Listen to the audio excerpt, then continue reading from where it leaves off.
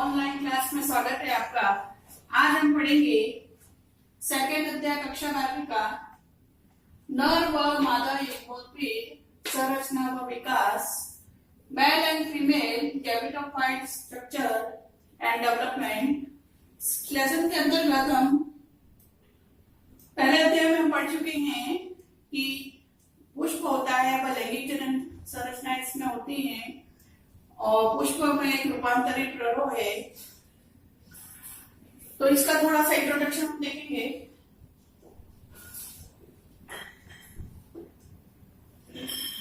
पुष्प में बीजाणु पर्णधारी भी कहते हैं। पुष्प को बीजाणु पर्णधारी भी कहते हैं। पुष्प में 4 चक्र होते हैं, बाह्यदल, पुंज, दलपुंज, उमंग और छाया। बाह्यदल पुंज और दलपुंज होते हैं वो बद्ध होते हैं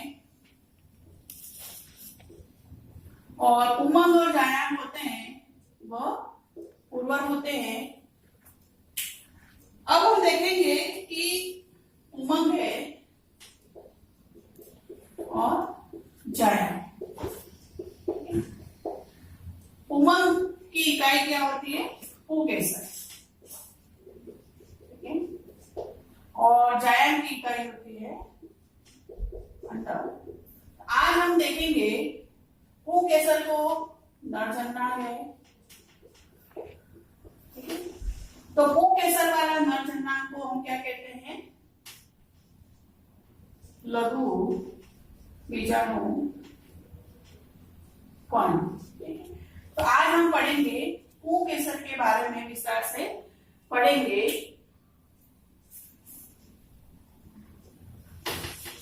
सबसे पहले लिखेंगे हम नर युग्मोत्पीड संरचना के बारे में हम पढ़ेंगे। नर युग्मोत्पीड संरचना के बारे में पढ़ेंगे। इस संरचना के अंतर्गत इसमें 8 बिंदु हैं। सबसे पहला बिंदु है इसके अंदर पुंकेसर तथा लघु बीजाणु दानी। दूसरा है परागकोश का परिवर्तन।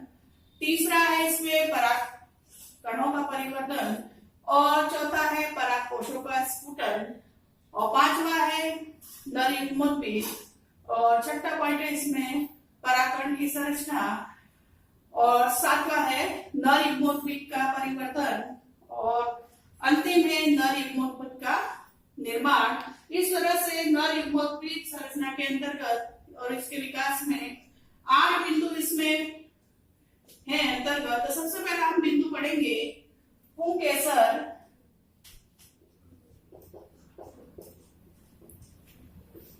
लघु बीजाणु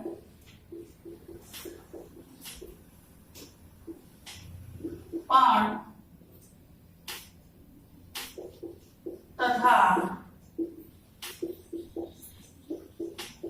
लघु बीजाणु दानी के बारे में पढ़ेंगे। पहले अध्याय में भी पढ़ चुके हैं कि पुंकेसर होता है नरजन्नांग संरचना होती है, इसलिए इसको क्या कहते हैं? लघु बीजाणु पर्ण भी के नाम से भी जाना जाता है। तो पुंकेसर होता है, इसके अंदर 3 भाग होते हैं। 3 भागों से मिलकर बना होता है। पहला होता है परागकोश, दूसरा है पुतंतु और तीसरा है योजे। हम इसको थोड़ा डायग्राम से भी देख लेते हैं। ये वाला भाग योजी हो गया, ये हो गया परागकोश और पुतंतु। तो सबसे पहले हम देखेंगे परागकोश के बारे में। परागकोश होता है पुंकेसर में 3 भागों से मिलकर बना होता है। परागकोश होता है वह पाली युक्त भागों में क्या होता है, घुंघरूनुमा संरचना होती है। अब ये जो दो पालियों का बना होता है, प्रत्येक पाली के अंतर्गत दो प्रकोष्ठ होते हैं, ठीक है। दूसरा है पूतंतु। पूतंतु से लंबी संरचना निकलती है, उसको कहते हैं पराकोष्ठ। के बारे में हम विस्तार से देखेंगे। पराकोष्ठ दो पालियों से मिलकर बना होता है। दोनों पाली जहां से जुड़ी रहती है वो संयोजी ऊतक से दोनों पालियां जुड़ी रहती है। दोनों प्रथम पाली और द्वितीय पाली।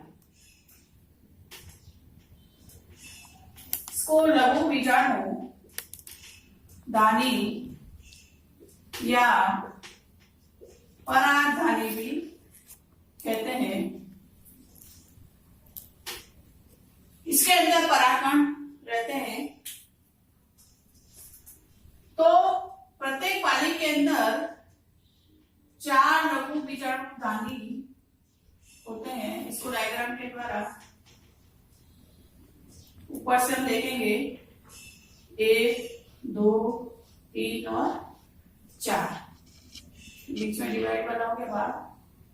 तो इस तरह से प्रत्येक पाली में 2 लघु बीजाणु दानी, द्वितीय में भी 2, तो पूरा परागकोश के अंदर 4 लघु बीजाणु दानियां होती हैं। कुछ पादप में जैसे मालवेसी कुल एवं मोरिंगा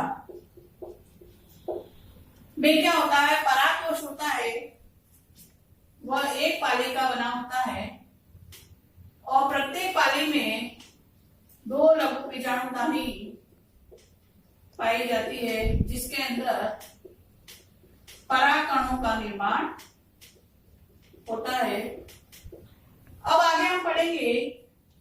दूसरा बिंदु है युग्मोद्भिद संरचना व विकास में। पहला पढ़ा हमने पुंकेसर तथा लघु बीजाणु दानी।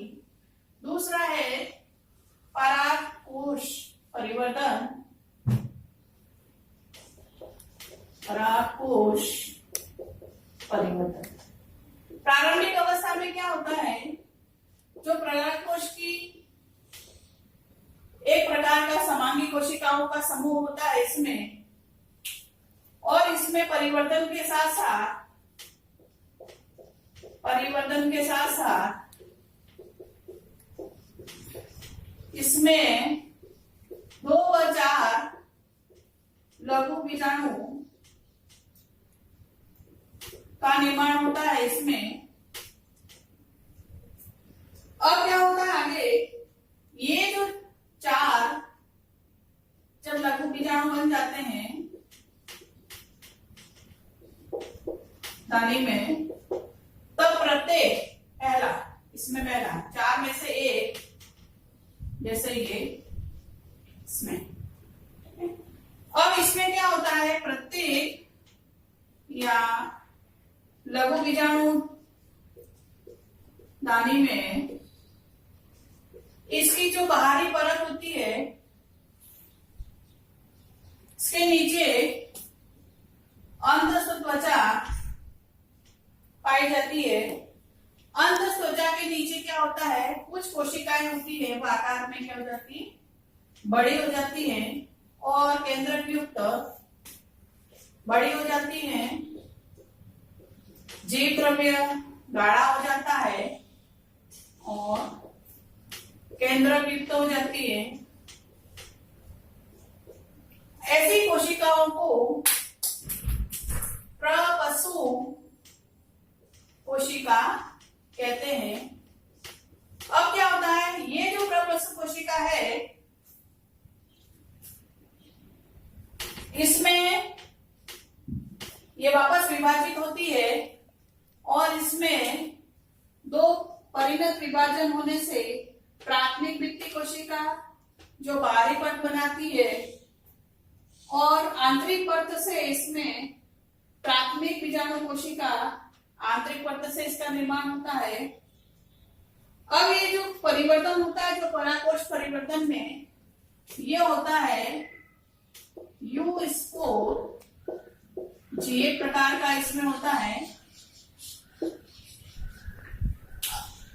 बाहरी परत में क्या होता है, वापस इसमें विभाजन होने से अंतःस्थितीय भित्ति कोशिका का निर्माण होता है। फिर भित्ति कोशिका में वापस परिणत विभाजन होने से मिडिल लेयर एवं टेपिटम का निर्माण होता है। इधर हम देखेंगे प्राथमिक बीजाणु कोशिका, जो आंतरिक परत का निर्माण होता है प्रसव कोशिका के परिणत विभाजन होने से। अब प्राथमिक बीजाणु कोशिका में या तो सीधा विभाजन होता है या समसूत्री विभाजन होता है, जिससे लघु बीजाणु मात्र कोशिका का निर्माण होता है। लघु मात्र कोशिका, इसमें वापस अर्धसूत्री विभाजन होने से 4 लघु बीजाणु या परागकणों का निर्माण होता है। अब क्या होता है, जब ये परागकोश परिपक्व हो जाता है तब इसमें 2 क्षेत्र बन जाते हैं। 2 क्षेत्र बन जाते हैं। पहला क्षेत्र है